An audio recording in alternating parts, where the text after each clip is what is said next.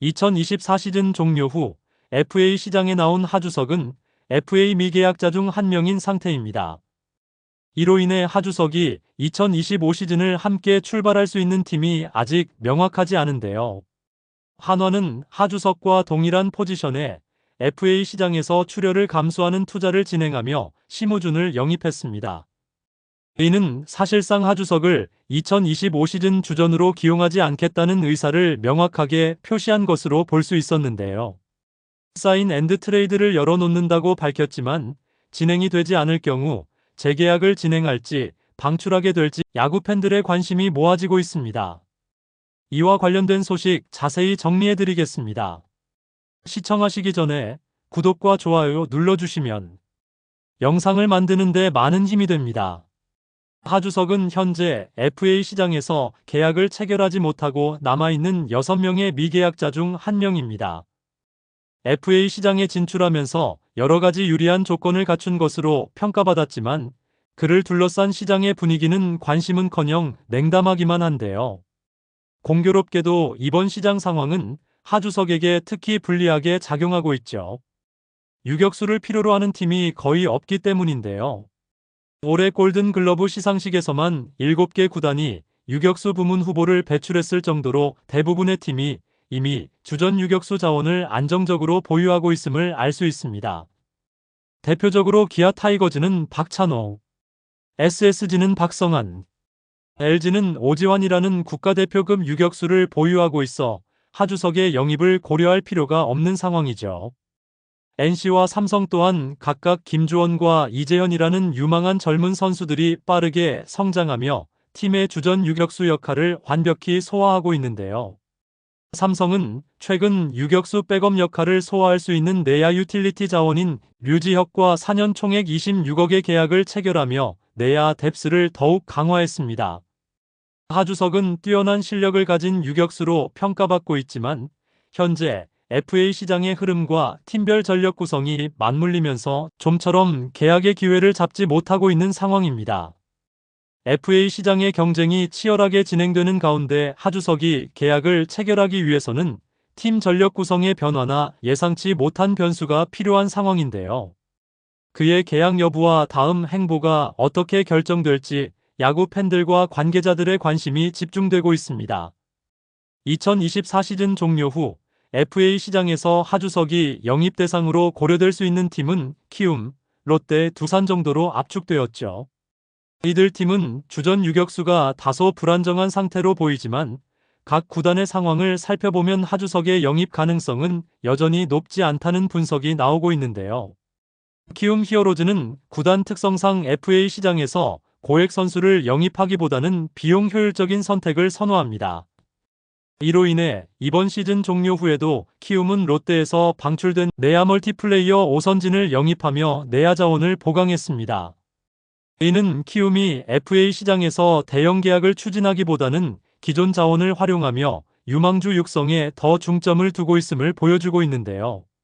한편 시즌 종료 후 롯데는 베테랑 내야수 오선진과 이학주를 방출하며 팀을 젊은 선수들로 재편하겠다는 의지를 드러냈는데요. 또한 두산과의 트레이드를 통해 전민재라는 유망주를 영입하며 유격수 자원 확보에 초점을 맞추었습니다. 이는 롯데가 외부 영입보다는 내부 자원 개발과 유망주 육성에 더 많은 비중을 두고 있음을 나타낸다고 할 수 있는데요. 두산 베어스는 베테랑 유격수 김재호의 은퇴로 내야진 정비가 필요한 상황이긴 합니다. 그러나 두산 역시 하주석 영입보다는 박준영, 이유찬 같은 젊은 자원을 육성하는 데 힘을 쏟고 있는데요. 또한 전민재를 롯데로 보내면서 내야진 구성의 변화를 꾀하는 모습이지만 외부 FA를 영입할 가능성은 낮아 보입니다. 하주석이 뛰어난 실력을 가진 유격수라는 점은 부정할 수 없지만 현재 FA 시장에서 그의 입지는 점점 좁아지고 있는데요. 이러한 FA 시장의 흐름은 하주석이 계약을 체결하기 위해서는 팀 내 구성이 급격히 변하거나 예상치 못한 변수가 작용해야 할 가능성이 높아야 진행될 것으로 보이고 있는데요. 또한 하주석이 B등급 FA라는 점은 그의 영입을 더욱 어렵게 만드는 주요 요인 중 하나로 작용하고 있습니다. 하주석을 영입하려는 팀은 보호선수 25인 외 1명의 보상선수와 함께 전년도 연봉 100%를 한화의 보상금으로 지급해야 하기 때문이죠. 이는 단순히 하주석과의 계약 규모를 넘어선 추가적인 출혈이 필요한 상황이기 때문입니다. 따라서 구단 입장에서는 이러한 부담을 감수할 가치가 있는지를 신중히 고려할 수밖에 없는데요. 더불어 하주석의 수비 포지션 활용도가 제한적이라는 점도 걸림돌로 지적되고 있습니다. 그는 주로 전문 유격수로 활약해왔으며 다른 포지션에서는 출전 경험이 적어 다용도로 활용하기 어려운 선수로 평가되고 있죠. 하주석은 794경기에서 유격수로 출전했지만 3루수로는 단 20경기, 2루수와 1루수로는 각각 3경기, 중견수로는 1경기에 그쳤습니다. 이는 유틸리티 플레이어로서의 가능성이 제한적이라는 것을 보여주고 있죠. 결과적으로 하주석을 영입하려는 구단은 그의 수비 전문성과 타격 능력, 그리고 팀 전력에 미칠 영향을 종합적으로 검토해야 합니다. 그가 가져올 가치를 위해 상당한 보상 비용과 팀 자원 손실을 감수할 준비가 되어 있는지 여부가 관건이 될 가능성이 있기 때문이죠.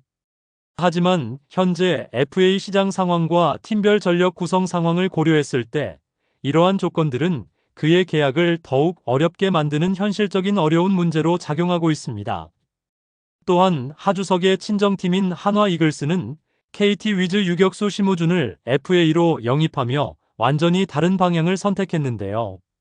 이로 인해 사실상 하주석을 기용하지 않겠다는 뜻을 내비친 것이나 다름없는 것으로 보였죠. 한화는 심우준과 4년 총액 50억에 계약하며 내야 전력을 강화했습니다.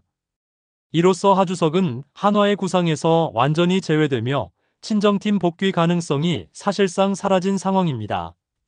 한화가 심우준을 영입하면서 유격수 포지션 문제를 해결했기 때문에 하주석의 입지는 더욱 좁아졌죠.